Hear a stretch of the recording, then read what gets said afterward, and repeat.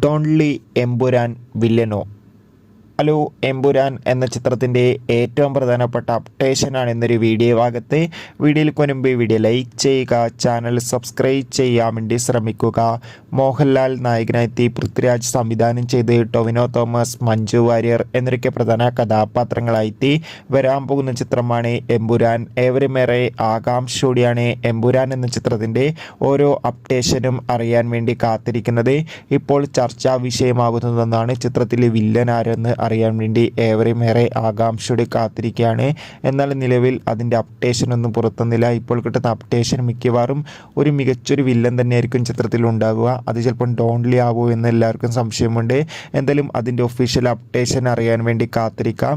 ചിത്രത്തിൻ്റെ ടീസർ കഴിഞ്ഞ ദിവസമായിരുന്നു റിലീസിന് നിർത്തിയിട്ടുണ്ടായിരുന്നത്. മികച്ചൊരു അഭിപ്രായം തന്നെ ചിത്രത്തിൻ്റെ ടീസറിന് സ്വന്തമാക്കാൻ വേണ്ടി സാധിച്ചിട്ടുണ്ടായിരുന്നു. മാർച്ച് 27 എമ്പുരാൻ തിയേറ്ററുകളിലെത്തും.